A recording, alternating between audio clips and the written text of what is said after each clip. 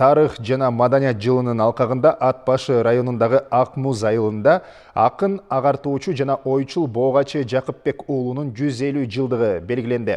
Ага өлкө борборунан келишкен окумуштуулар, тарыхчылар жана коомдук саясий ишмерлер катышты. Кененирээк аймактык кабарчыбыз Бөлөкбай Шеримбековдун репортажында.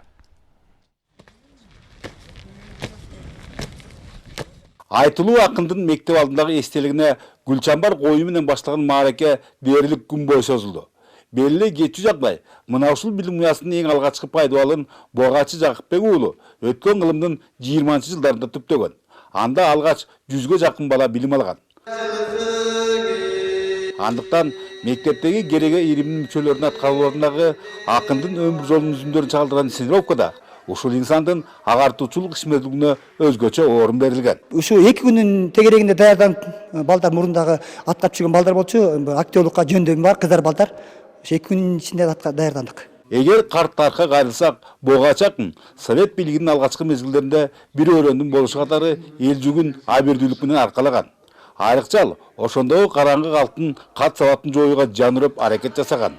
Ошондой эле ал акын катары да мыкты таанылып, туңгуч ырлар жыйнагы 1925-жылы Москвада, андан соң Сүйгөн деген аталышта Фрунзеде жарык көргөн. Анча да кийинки муундалар аны лирикалуу, Үкөй деген ыр аркылуу билишет. Мына ушундай сапаттары менен эл оозуна алынган Боогачы репрессиянын курбандыгына айланып, Оренбург облусуна сүргүнгө айдалган. Кыргыз элинин тарыхында жана каратактар менен белгиленген 29-30 жылда кулакка тартуулар Кыргызстандан 44 байманап Оренбург облусуна айдалган. Буга чейинки биз кеңеш доорунда андан кийинки эгемендүүлүгүбүздүн 25 жылына чейин ошол 44 байманап тууралуу так маалымат жок болчу. Мына акыркы 3 жылдын аралыгында мен Оренбург облустук мамлекеттик архивинен ушул 44 байманаптын айдалгандыгы, алардын кандай жашоо кечиргендиги, алар кайсы күнөө менен отургандыгы тууралуу тарыхый маалыматтар табылды.